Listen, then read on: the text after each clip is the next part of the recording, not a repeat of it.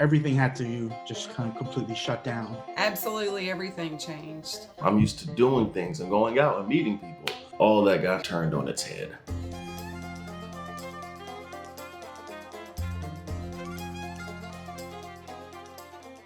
I thought it might last a week. I sort of went through, all the different stages of grief. I think I did cry. And I think the people who I hired cried. I've been trying to like FaceTime my friends as much as I can, but it's like tofu, it's never satisfying enough. In the beginning, it was actually a nice change because I travel so much that I was more exhausted than I thought I was. The first 2 weeks of the quarantine, I just slept like I'd been on a big old bender. When you're not go, it's kind of like, okay, what do I want to do? What's going on with me? I've really gotten to know myself better. They say you can't judge a man by what he does when people are around, but what he does when he thinks he's alone. I've learned a lot about what I'll do alone. I got a girlfriend in this pandemic, so that's nice. We matched online. The reason we matched was because both of our profiles were like talking about how seriously we need to take this coronavirus, and people aren't taking this seriously, I'm a musician. I love playing my guitars and learning new songs and on the way.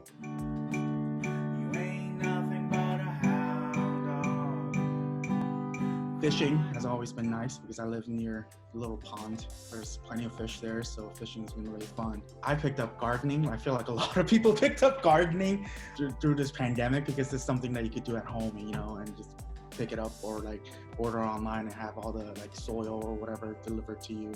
Watching them grow, it's so satisfying. The garlic coming up nicely. It's my perilla plant. That's what started it off for my good old Korean barbecue, So I went through a baking phase in the beginning, and then I realized that wasn't good long term. So then I transitioned into the smoothie phase. Then I went through the phase where I forced my family to drink immunity boosting turmeric tonics. And that was a short-lived phase at our house because I had to watch them gag and sputter to get these tonics down. So we abandoned that.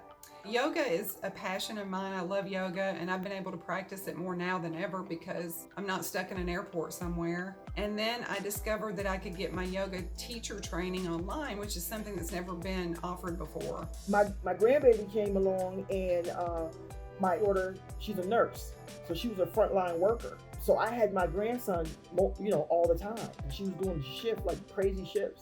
Me and my grandson started making YouTube videos together, and every day, I try to like make a song with him or do something fun with him or some type of learning thing with him, or you know what I mean? And then I said, you know what?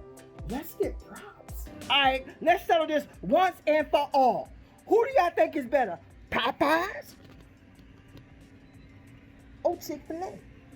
I bought my grandson a ball pit, and I was like, I think we got something here. And we only started with like 100 balls. Now he has about 1,700 balls in his ball pit. I could bury him in the ball pit and you wouldn't find him. I have been, just doing sort of painting or doing little arts and crafts, binging different television shows, all 8 seasons of Game of Thrones. I've also been writing letters to my friends, which has been really fun. I actually have one right here, and then she cut out letters to say hello. I'm gonna write back to her and support the U.S. Postal Service, which I think is important. Obviously, we can text each other, but it's a lot more fun to get a letter in the mail. I've been playing guitar since I was about 12 years old. I love it. It's a great way to just let out all the frustrations, and a lot of the songs I write never get heard, but it's really helped me out during this time. Always come around and make me feel like everything will be okay. My friend's birthday was coming up, and she means a lot to me, and I couldn't figure out what to get her. So it just made sense. Like, I wrote her a song, and I didn't realize how strongly I cared about her until I actually put pen to paper, and I started crying while I was writing it. Tried to tear up when I played it for her because she was crying, and I was like, I'm in the middle of playing this song. Please don't make me cry. I do D&D with my friends because I'm a nerd, and it's awesome. but we couldn't be in person. We still try to make it work with Zoom. I've always wanted to learn how to sing, so I'm starting singing lessons. Meditation, definitely meditating in the morning. It just gets me in a better place. Focus. No distractions. And it gets me out of my own head, understanding that the world is much bigger than me, and just taking that time to realize that, and also to do grateful exercises like I don't have COVID, so just being able to breathe normally, it is a blessing, and just being able to realize, like, with everything going on, there's a lot to be grateful for.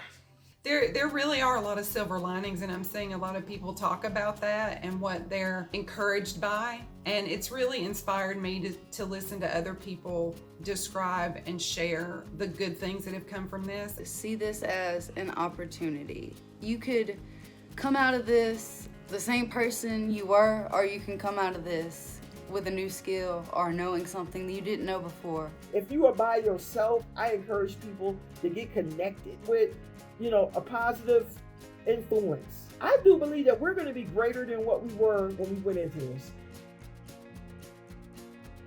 Hey there, people out there suffering through this pandemic and quarantine. Don't give up. Keep believing. Take care of you. And it's going to be hard. We have a difficult road ahead, but we'll get through it. Even though we're alone, we're together.